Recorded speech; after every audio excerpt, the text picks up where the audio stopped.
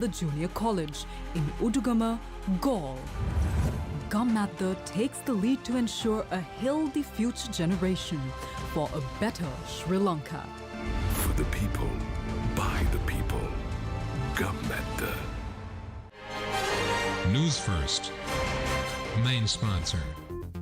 Generators for long-term rent. Multiways Engineering Private Limited.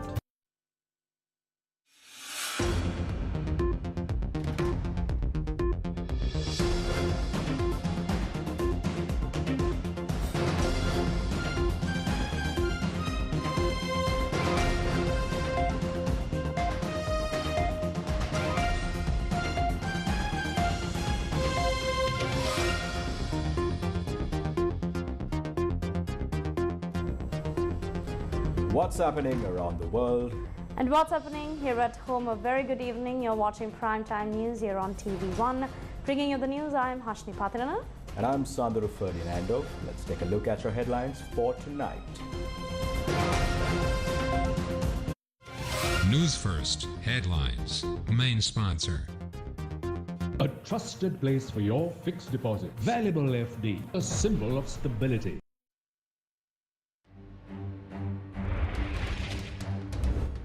Vote on account for the first 4 months of 2025 presented in Parliament. No new investment opportunities based on political favoritism. President informs Board of Investment. SLPP Administrative Secretary Renuka Pereira granted bail. Lohan Ratwate and wife granted bail. Rice prices controlled.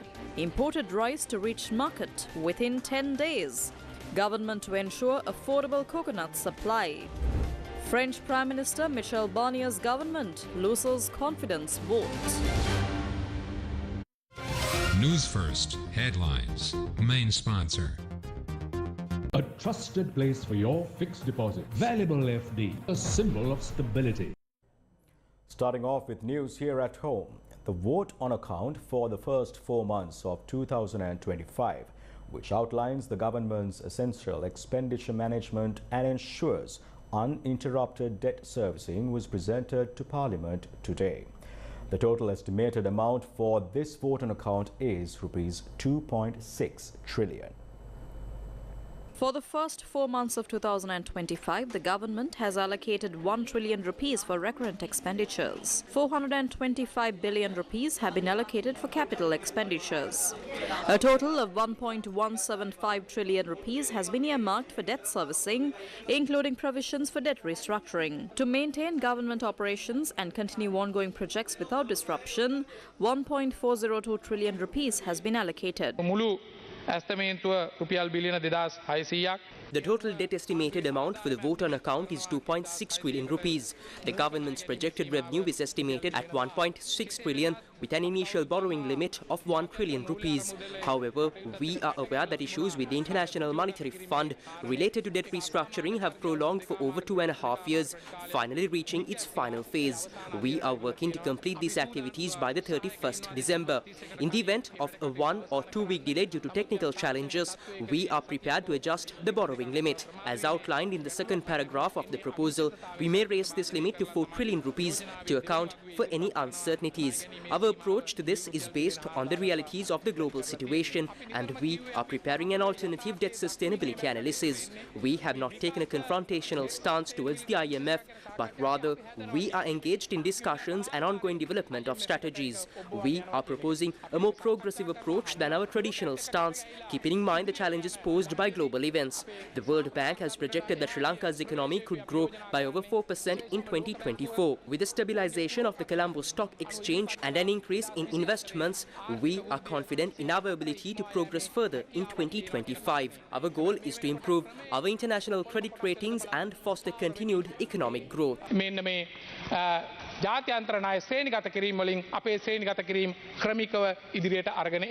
highest allocation in the vote on account is for the Ministry of Transport, Highways, Ports and Civil Aviation, which has been allocated 220 billion rupees. The Ministry of Finance, Planning and Economic Development has been allocated 186 billion rupees. The Ministry of Public Administration, Provincial Councils and Local Government has been allocated 170 billion rupees. The Ministry of Defence has been allocated 142 billion rupees for the first 4 months of 2025. The Ministry of Health and Mass Media has been allocated 161 billion rupees. The Ministry of Agriculture, Lands, Livestock and Irrigation has been allocated 67 billion rupees. The Ministry of Education, Higher Education and Vocational Education has been allocated 92 billion rupees. The Ministry of Power and Energy has been allocated 43 billion rupees. The Ministry of Digital Economy has been allocated 37 billion rupees and 26 billion rupees has been allocated for the expenses of the President for the first 4 months of 2025.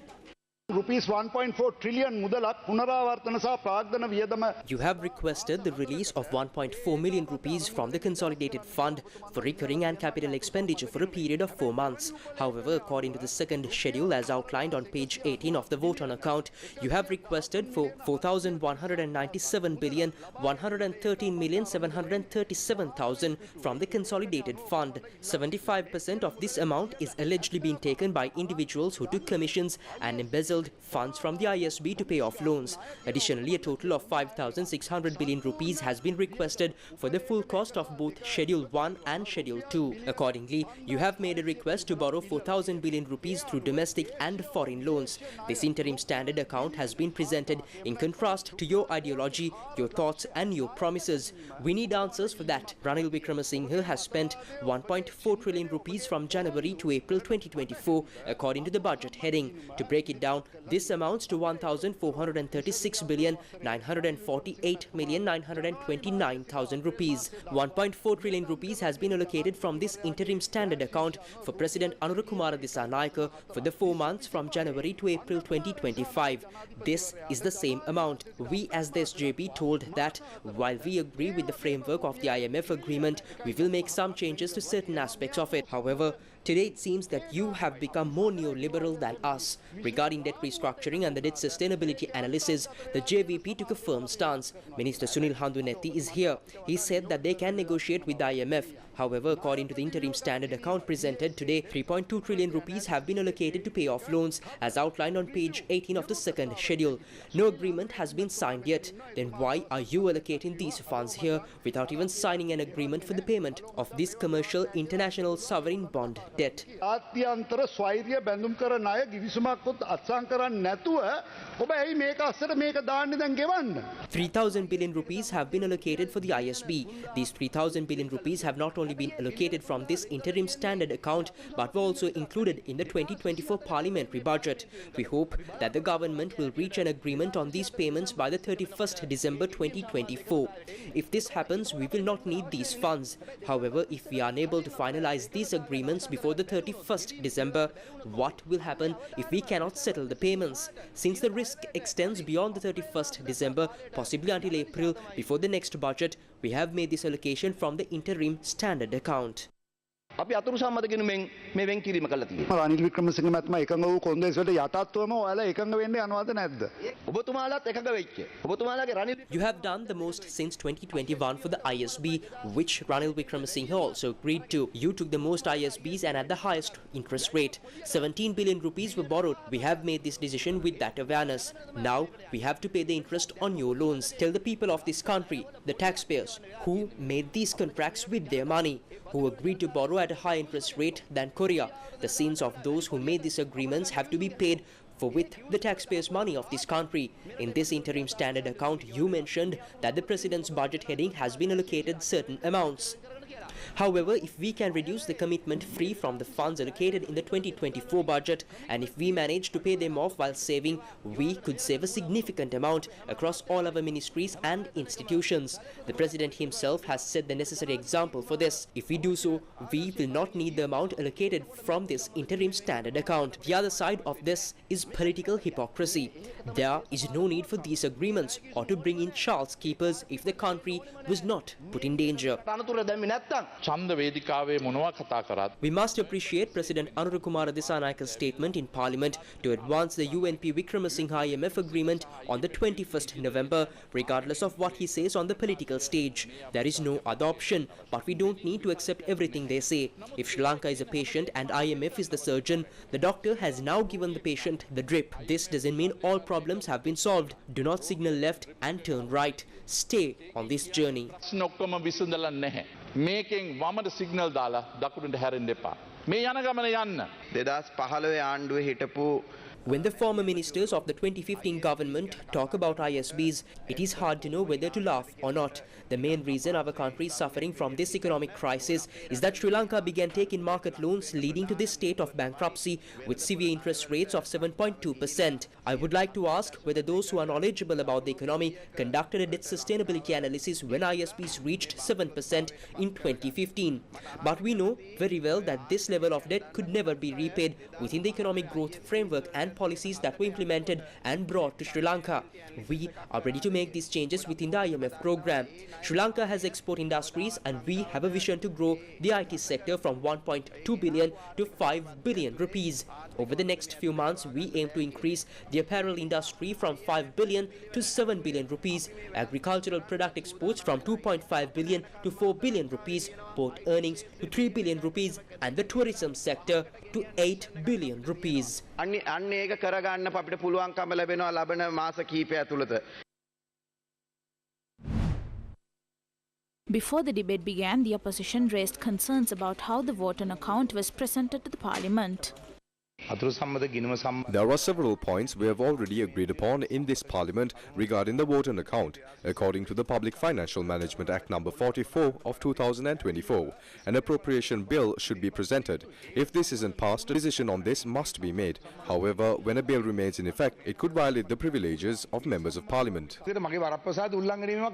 ඔබතුමා කියන කාරණේ සම්බන්ධව අපි පක්ෂ නායක රැස්වීමේදී කතා කරලා තමයි මේ අද මේක සංවාදයකට ගත්තේ. මේක කරුණා කරලා මීඩියා ෂෝ කරගන්න එන්න එපා. ඒක අපේ කරුණාවෙන් ඉල්ලා සිටිනවා. විශේෂයෙන්ම අතුරු සම්මත The vote on account and the supplementary estimates were agreed upon at the party leaders' meeting. These were considered essential and were unanimously accepted.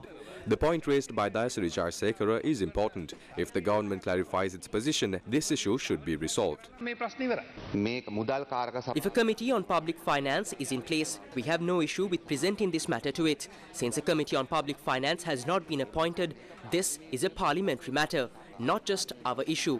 We expect to proceed with what has been agreed upon and implement it according to ethical practices. Are you suggesting that state sector employees should not be paid over the coming months? If you don't want relief to continue, let us know. If you don't want projects to keep the country functioning, let us know. We have the right to present these matters. That is why the agreement was reached at the party leaders' meeting. This isn't a problem for the country or the government. It's an issue for the opposition. There are ones trying to appear on the media within the first 2 hours, then give him the role of chief opposition whip. We are not saying state sector employees shouldn't be paid. What we are saying is that we should act according to the approved and agreed upon procedures. Please don't portray a different picture to the people. We urge the speaker to not allow that. The bill is very clear. If an appropriation bill is not presented, then Parliament has the authority to present a vote on account. We are open to proceeding with the gentleman's agreement. If not, we are ready to move forward with that approach. I practice gentleman's politics, not a bandit. Please do not speak like that. I am a party leader too. I attend the party leaders meeting too. I am a party leader within the alliance. I have taken action because the appropriate bill was not brought forward. This is not a legal issue. It's an ethical issue. If Deputy Minister Anil Jayanta had said that we don't have time to bring in a budget, then this issue wouldn't have gone so far. We would have understood the context. The obstruction occurred right at the beginning of his speech. That is why this issue arose. It is not our problem. The delay is due to the election that was held legally. It is not a delay caused by us.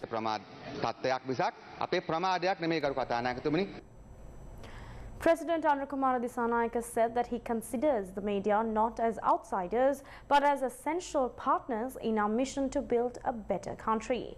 He expressed these views during a meeting with the media heads this evening. President Anurukumara Dissanayake said that the people expect a positive political culture, and it is for this reason that they elected the current government. He invited all media organizations to contribute to bringing about the new political, social and economic changes that the people expect. The president also urged the heads of media institutions not to report false information that could harm national security. However, he made it clear that there are no obstacles for the media to question or criticize the government on political and economic matters at any time. Reflecting on the decades of war the country has faced, President Anurukumara Dissanayake concluded that there is no room for racism. He also affirmed that he is not willing to undermine or curtail the freedom of the media in any way. President Anurukumara Dissanayake has said that political affiliations will no longer influence investment opportunities in the country. The president made this statement during a meeting with senior officials from the Board of Investment of Sri Lanka held at the president's office today. The president's meeting with senior officials from the Board of Investment was attended by BOI Chairman Arjuna Herath, Director General Renuka Virakun and other officials. President Anurukumara Dissanayake said that the political stability in the country has created a favourable environment for investment. He also highlighted that the BOI has been given full independence to attract clean and reputable investments to Sri Lanka. The president emphasized the need for both political and financial stability to further strengthen the economy. He reminded the officials that the BOI has significant responsibility in achieving this goal and that they must remain committed to their duties.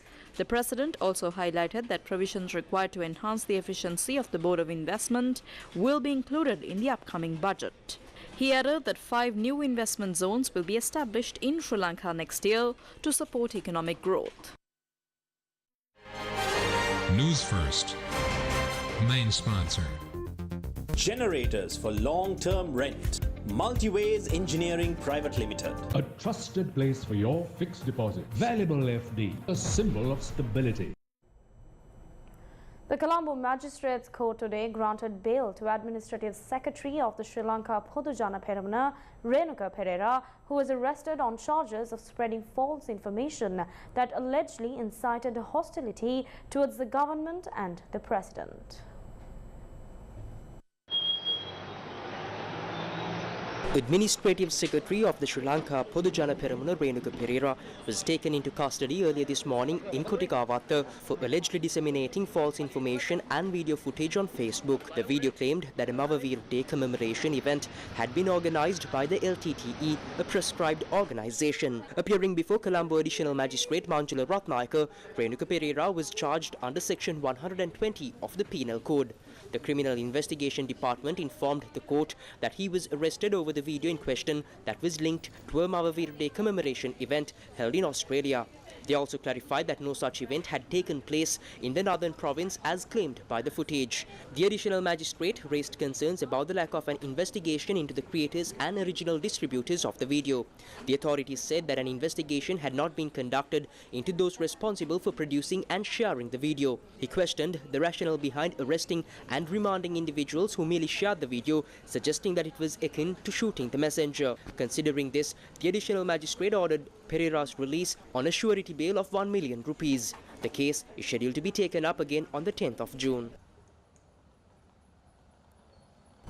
Meanwhile, former State Minister Lohan Ratwatte and his wife, who had been remanded, were granted bail today after being produced before the Nugegoda Magistrates Court. Former State Minister Lohan Ratwatte and his wife were released on a cash bail of 25,000 rupees and 2 surety bails of 1 million rupees each. In addition, the police have also imposed a travel ban on Lohan Ratwatte. Former State Minister Lohan Ratwatte and his wife were arrested and remanded following an investigation into an illegally assembled luxury vehicle. The vehicle was found at a 3-story house in Mirihana, which is owned by Ratwatte's wife. The vehicle had no number plates and was being assembled illegally.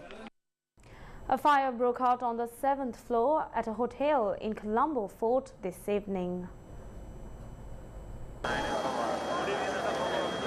A fire broke out on the 7th floor of a hotel in Chatham Street in Colombo Fort. The fire service department said that 12 fire trucks were dispatched to contain the blaze.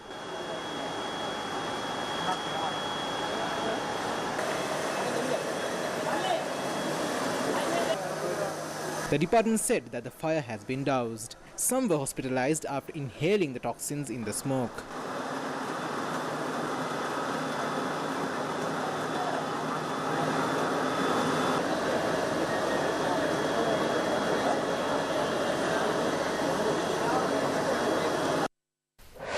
Newsfirst with the people. The Colombo stock market sustained its upward momentum today as well. Let's take a look on tonight's edition of the Newsfirst Finance Report.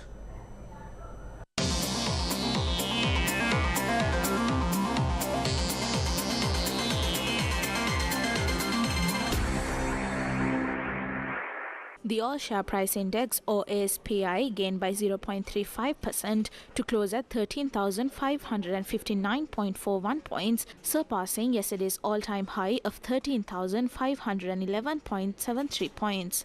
The S&P SL20 gained by 0.91% to close at 4,053.03 points. The market turnover was over 4.4 billion rupees, with more than 191 million shares being traded. CEO of the Advocata Institute, Dhananath Fernando, spoke about the uptick in the market. The recent performance at the stock market is due to multiple reasons. First is the overall macroeconomic conditions are stabilizing. For instance, our reserves are improving, our inflation is low, actually we are at deflation. At the same time, there's political stability that the current government has a overwhelming majority. Another reason is also that the interest rates are coming down from the government with stability. So when the interest rates are coming down, when people are considering looking for options to invest, of course investing in stock market provides better earnings, better returns than investing in sometimes treasury bills or fixed deposits, because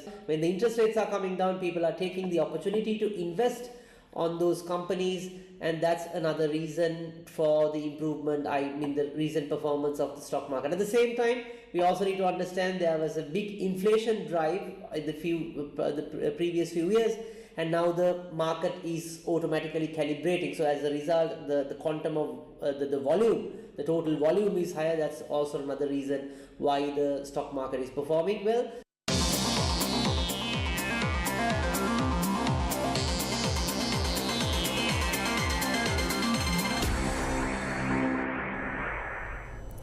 Rice importers have said that the imported rice will reach the market within approximately 10 days.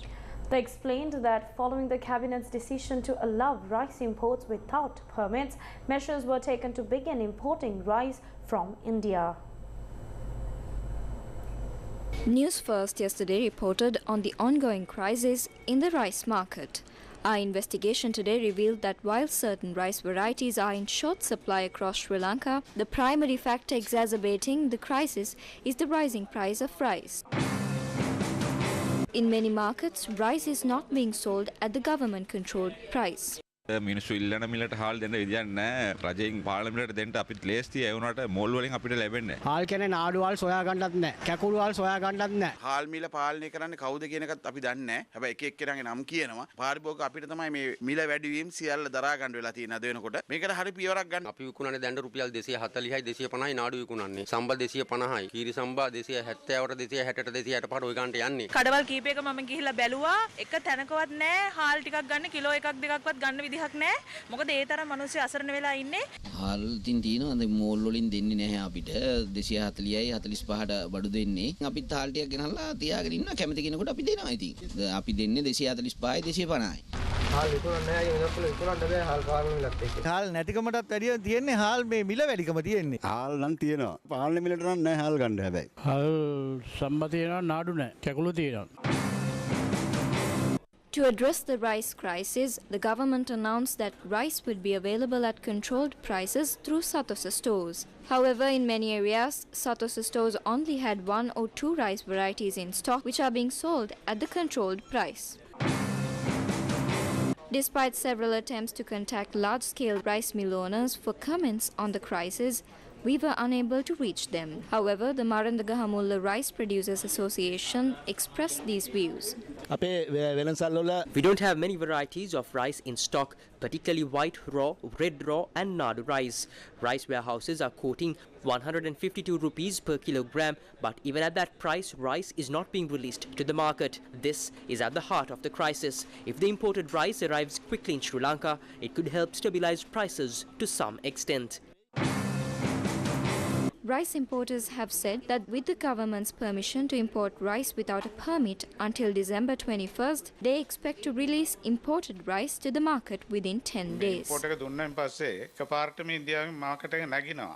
Once imports are approved, prices in the Indian market tend to rise quickly.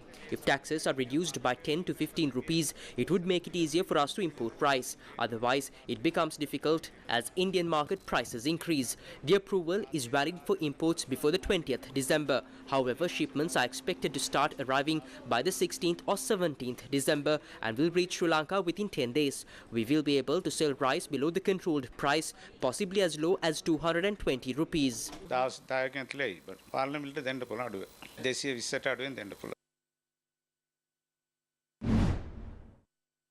Similar to the rice crisis, there is now a shortage of coconuts in the market. Authorities attribute the decline in coconut yield to several factors, including the weather from the previous season, pest infestations and damage caused by wild animals. Currently, the price of a coconut has risen to between 150 and 200 rupees. At some shops, coconut is sold at prices over 200 rupees.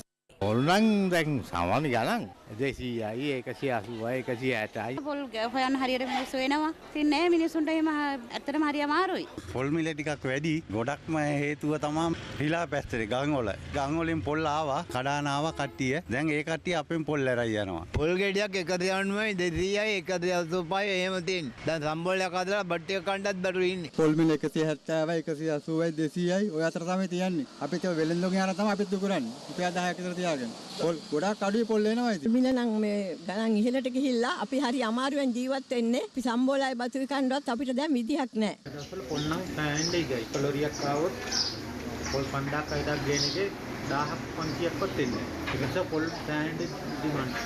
The Ministry of Plantation and Community Infrastructure has announced plans to address the coconut shortage. They will be providing coconuts at subsidized prices through Lanka Satosa to help reduce the burden on consumers facing rising prices. Starting next week, coconuts from government-owned plantations will be distributed at a reduced price to further alleviate the current situation. A debate took place in Parliament today regarding the shortage of rice and coconut in the market. It was the same amount of paddy cultivated last year that was cultivated this year as well. The harvest this year was also the same as last year. Then where is this harvest? Where is the cultivated paddy? This needs to be investigated. The Ministry of Trade says that 200 tons of rice will be provided through Satosa. However, the daily rice requirement is 4,000 tons. Will this solve the problem? What about the coconuts? Weren't the coconuts eaten by monkeys last year? This is not the issue. Both the rice and coconuts have been hoarded. The government has failed to respond to this mafia of hoarding these essential goods. Honourable member, you have 2 minutes.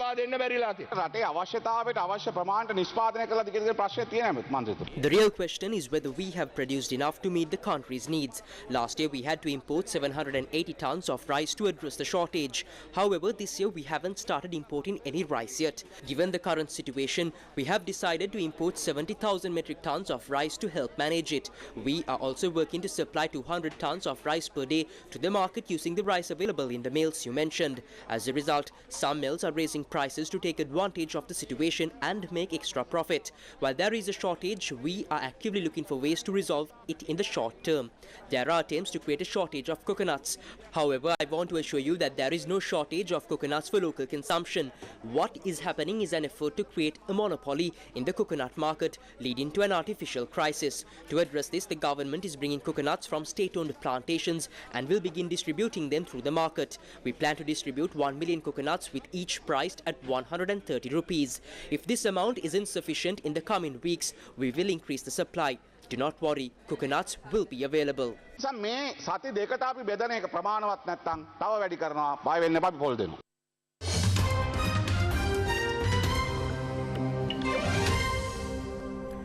Police are investigating South Korea's President Yoon Suk Yeol for alleged insurrection over his short-lived declaration of martial law. The investigation reportedly comes after the opposition filed a complaint against Yoon and other key figures involved in Tuesday's night's events.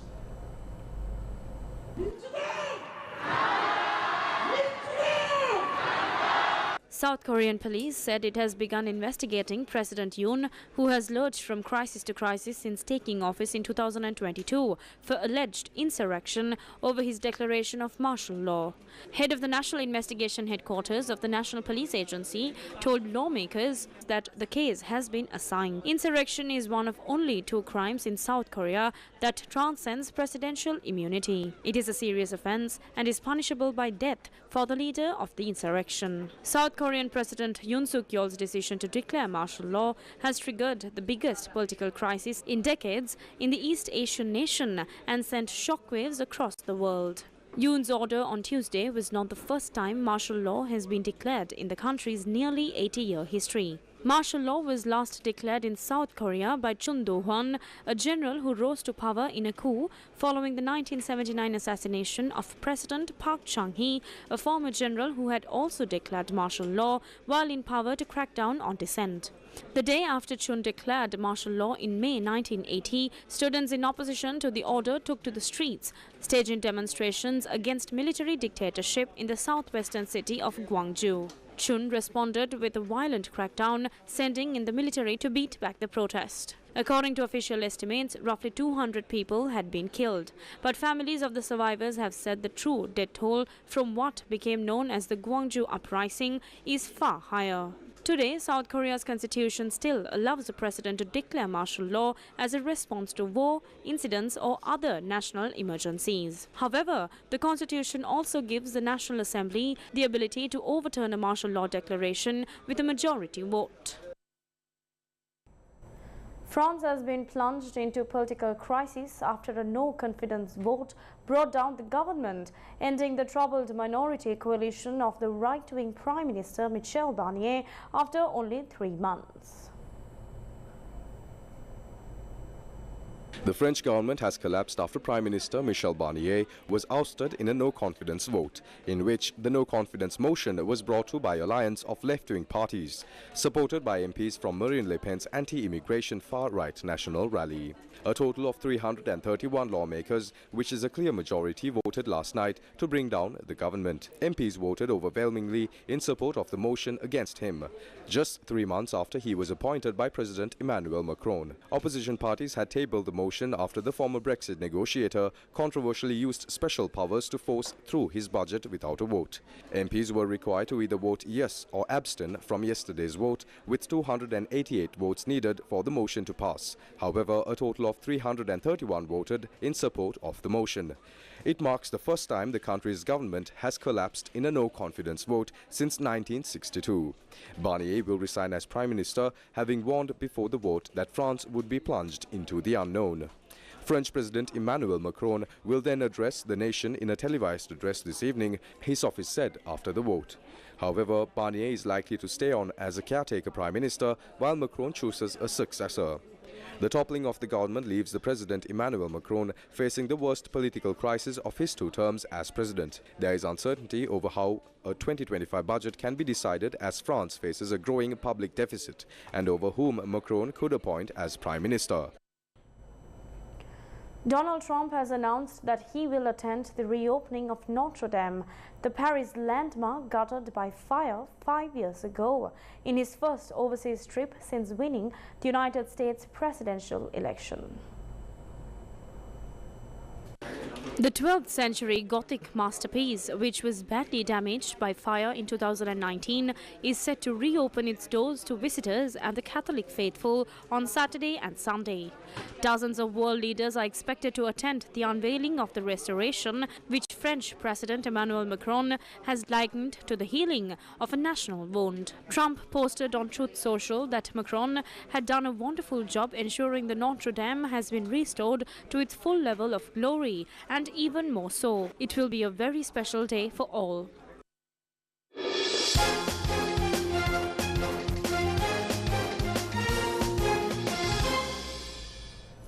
The second test between hosts South Africa and Sri Lanka began today.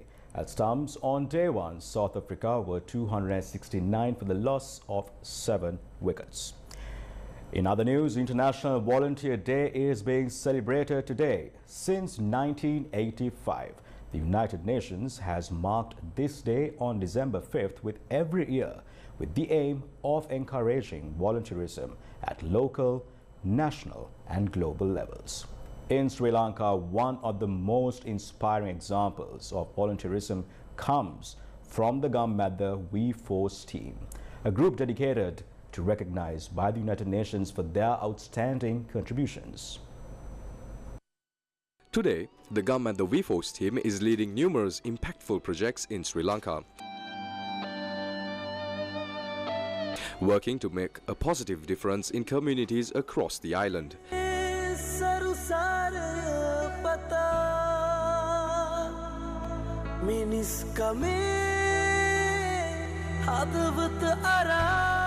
Some of the remarkable initiatives they've undertaken include purifying the Sigiriya rock, planting trees at Fox Hill Green, creating the Green Wave project around Allah, and cleaning and preserving the sacred pilgrimage route to Adams Peak.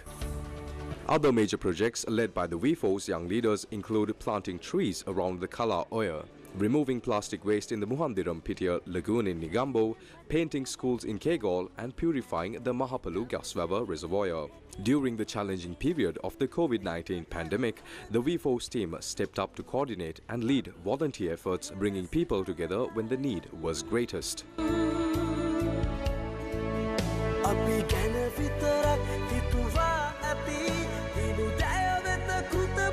They organized a series of online meetings through Zoom, uniting hundreds of volunteers from across the country to support one another and tackle community challenges. The We Force initiative has also focused on inspiring young people, particularly those studying at universities and higher education institutions. Their Let's Move Up program encourages students to take action and move forward in both their personal and professional lives.